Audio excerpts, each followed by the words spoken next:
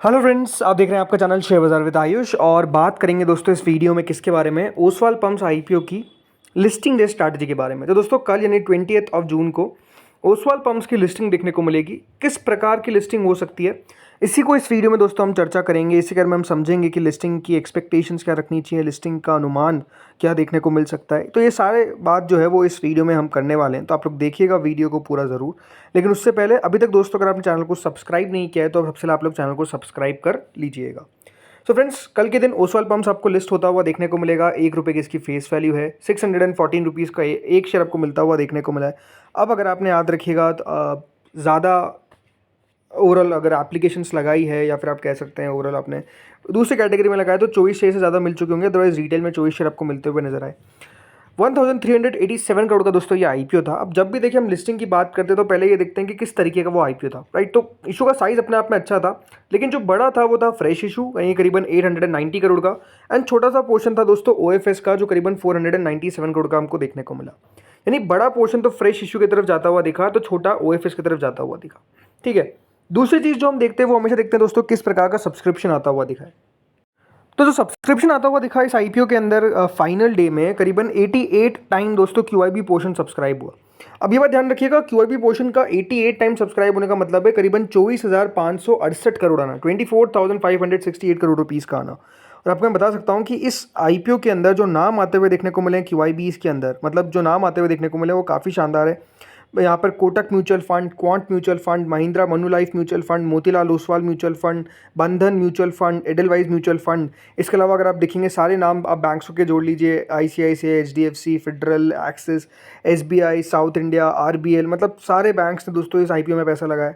इसके अलावा दोस्तों जो एफआईआईज है, राइट, उसमें BofA securities, Morgan Stanley Singapore, Societe Generale, small cap world fund, Nomura Singapore, Neo alternative, Tata alternative, ECL finance, Copthall Mauritius, Tara emerging, Citigroup global, इसके अलावा नाम आया गोल्डमैन सैक्स मॉरिशस का, मॉर्गन स्टैनली मॉरिशस का।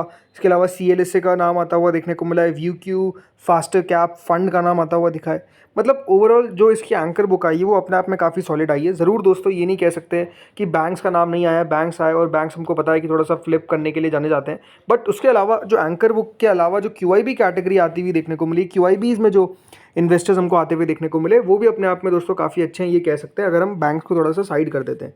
इसके अलावा एचएनआई कैटेगरी 36 गुना से ज़्यादा बढ़ती हुई नजर आई, रिटेल पोर्शन 3 गुना से ज़्यादा बढ़ता हुआ नजर आया, और कुल मिलाकर 34 टाइम्स कंपनी को पैसा रिसीव हुआ, जो ऑलमोस्ट दोस्तों 34,000 करोड़ होता है। यानी कंपनी को आप समझ सकते हैं कि काफ़ी अच्छा रिस्पांस मिलता हुआ देखने को मिला, और उस बाजार में मिलता हुआ देखने को मिला जहाँ पे आप कह सकते हैं काफ़ी उतार चढ़ाव देखने को मिल रहा है। और इस आईपीओ में तब पैसा आपको आता हुआ देखने को मिल रहा है तब कह सकते हैं कि बहुत ज़्यादा मुनाफे की एक्सपेक्टेशंस उस समय भी नहीं थी, बट स्टिल पैसा जो है वो आपको अच्छा खासा आता हुआ देखने को मिला कंपनी में, ये बात तो क्लियर है। तो सब्सक्रिप्शन वाला पॉइंट भी दोस्तों कंपनी ने टिक किया क्योंकि अच्छा सब्सक्रिप्शन यहाँ पर साफ साफ आया है।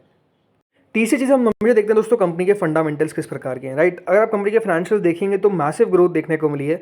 360 करोड़ का रेवेन्यू दोस्तों कंपनी का 2022 में था, तो 2024 में वो आते आते 1067 करोड़ तक पहुंच चुका है। और ये बात ध्यान रखिएगा 2024 में अभी मतलब FY25 में 9 महीने हो चुके हैं, एक क्वार्टर का नंबर बाकी है, बट 9 महीनों में कंपनी का जो रेवेन्यू है वो 1000 करोड़ को पार कर चुका है। मुनाफा कंपनी का 16 करोड़ था दोस्तों 2022 में, अब वो बढ़ते बढ़ते 216 करोड़ हो चुका है।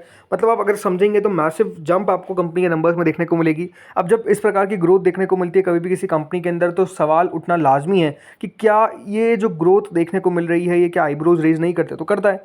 बट आई थिंक जिस तरीके से सोलार में ग्रोथ देखने को मिली है उसका कंपनी को बहुत बड़ा बेनिफिशियरी आप कह सकते हैं, इसलिए बहुत ज़्यादा फायदा होता हुआ देखने को मिला। इसलिए अगर आप देखेंगे तो ग्रोथ मैसिव हुई है, राइट। अब थोड़ी बात और आपको समझाता हूँ कंपनी के बारे में, राइट। ये बात ध्यान रखिएगा, ओसवाल पंप्स जो है वो one of the India's fastest growing solar pump manufacturer है। और ये किसके साथ है याद रखिएगा, company fastest growing vertically integrated solar pump manufacturer है, इस प्रकार की कंपनी है।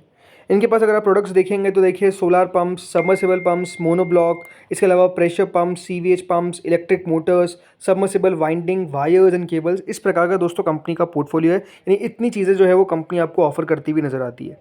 याद रखिएगा जो कंपनी का ब्रांड है उसका नाम भी ओसवाल ही है, और इसमें याद रखिए कंपनी ने गई in the solar EPC segment also.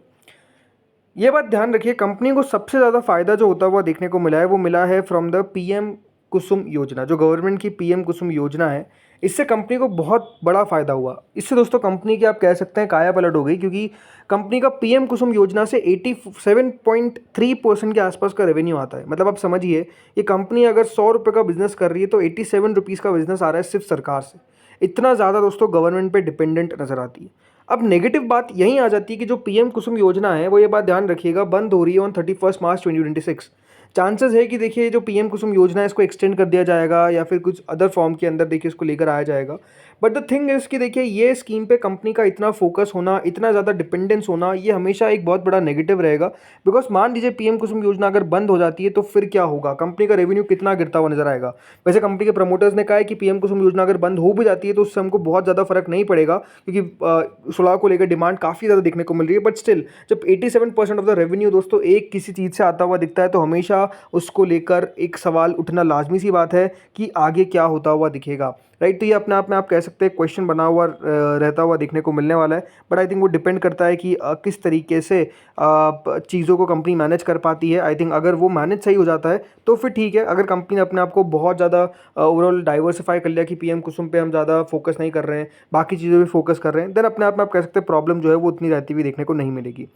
इसके अलावा दोस्तों और अगर समझे तो कंपनी, याद रखिएगा, ये जो पैसा ले रही है राइट मार्केट से, इसमें इंपॉर्टेंट है कि कंपनी का जो 311 करोड़ है वो कंपनी का अपने डेट पे खर्च होता हुआ नजर आएगा। 273 करोड़ का कंपनी का कैपेक्स होने वाला है, जिसमें कंपनी एक नई एल्यूमिनियम फ्रेम फैसिलिटी लगाने वाली है। इसके अलावा 1.5 gigawatt solar module facility company लगाएगी और 1.5 गीगावाट ईवीए इनकैप्सुलेंट फैसिलिटी जो है वो कंपनी लगाएगी, जिसमें कंपनी ऑलमोस्ट 273 करोड़ रुपये का खर्चा करेगी। बाकी कंपनी एक और कैपेक्स करने वाली है for purchase of new machinery, automation, modernisation, इन सब चीज़ों में कंपनी का 90 करोड़ के आसपास खर्च होगा। और बाकी का जनरल कॉर्पोरेट पर्पजेस पे याद रखिएगा कंपनी का पैसा खर्च होने वाला है। एक और बड़ी बात, आईपीओ लाने से पहले याद रखिएगा कंपनी के प्रमोटर्स ने सेकेंडरी सेल करी थी, जिसमें 308 करोड़ की सेल ऑलरेडी याद रखिएगा कंपनी के द्वारा करी जा चुकी है। तो ये बात भी आपको ध्यान रखना है। सो अब दोस्तों हमने सारी चीज़ें समझ ली, अब बात करते हैं कि कहाँ पर लिस्टिंग हो सकती है। सी 614 का इसका प्राइस बैंड है, 24 शेयर्स का लॉट साइज है, 24-25 की पी पे कंपनी अपना आईपीओ लेकर आई है। अब आप कह सकते हैं कि शक्ति पंप्स तो दिखा रखा है कि बहुत ही ऊपर ट्रेड करता है, बट शक्ति पंप्स का जो शेयर याद रखिएगा काफ़ी ज़्यादा, उसके बाद अगर आप देखेंगे फिनेंशियल्स में बदलाव देखने को मिला, राइट। तो कंपनी की वैल्यूएशन नीचे आ गई। जो कंपनी ने पी दे रखी 60 से ऊपर की अपनी आरएचपी में, याद रखिएगा वो नहीं है सही तरीके से अगर देखा जाए। बट ये बात सही है कि दोस्तों अभी जो कंपनीज है ये इसी की पी के आसपास ट्रेड करती है, अराउंड 30 के पी के आसपास ट्रेड कर सकती है मैक्स, मुझे ऐसा लगता है। ग्रे मार्केट 7% के आसपास चलती हुई देखने को मिल रही है। ग्रे मार्केट में कोई खास एक्टिविटी देखने को नहीं मिल रही है, बात भी क्लियर है। बट स्टिल मेरे हिसाब से दोस्तों नेगेटिव लिस्टिंग नहीं होनी चाहिए। It will list around 645 to 675। इस प्रकार की लिस्टिंग जो है वो इसमें आपको देखने को मिलेगी, ये एक्सपेक्टेशंस आप मान के चलिए। क्यों मैं ऐसा करूँ उसके पीछे का रीज़न दोस्तों क्लियर है, बिकॉज एक बात आपको समझनी पड़ेगी कि बाजार भी उतना अच्छा नहीं है। कंपनी को थोड़ी और जगह रख सकती थी, कंपनी ने नहीं रखी, ये बात क्लियर है। क्योंकि वैल्यूएशंस दोस्तों, अब ये बात ध्यान रखिएगा, वो समय नहीं रहा है जब सोलार एक आपको इमर्जिंग थीम देखने को मिल रही है। मैं ये ऐसा नहीं कह रहा कि सोलार थीम ही खत्म हो गई है, बट इमर्जिंग नहीं है। जब इमर्जिंग होती है ना तो हमेशा एक बात ध्यान रखिए, वैल्यूएशंस कंपनीज को बहुत हायर मिलते हैं। दूसरी बात, ऐसा बाजार भी नहीं है जहाँ पर आपको बहुत ही हायर वैल्यूएशन मिलती हुई नजर आ जाए, राइट। तो ये बात आपको समझनी पड़ेगी। इसीलिए अगर आप देखा जाए तो लिस्टिंग की एक्सपेक्टेशंस थोड़ी सी मिनिमम रखिए। मेरे तरफ 645 से 675 के बीच में लिस्टिंग होनी चाहिए, 5 से 10% के बीच में मिलना चाहिए, ये मेरी एक्सपेक्टेशंस है। अब इससे नीचे भी क्या खुल सकता है, चांसेस लेस है, बट अगेन खुलने में खुल सकता है, इसलिए थोड़ा सा आपको उसका भी तैयार रह के ही पैसा लगाना था। तो अब देखते होता क्या है। बाकी ओवरऑल हो सकता है कि देखिए कल के दिन चौंका दे। 700 रुपये के ऊपर अगर लिस्टिंग हो जाती है तो ये अपने आप में देखिए बहुत शॉकिंग हुआ, ये आपको मैं क्लियर कर देता हूँ। तो दोस्तों इस वीडियो में इतना ही था। होपफुली वीडियो बढ़िया लगा। अगर आपको अच्छा लगा तो लाइक कर देना, चैनल से पहली बार जुड़े सब्सक्राइब कर देना। Thank you friends for watching this video.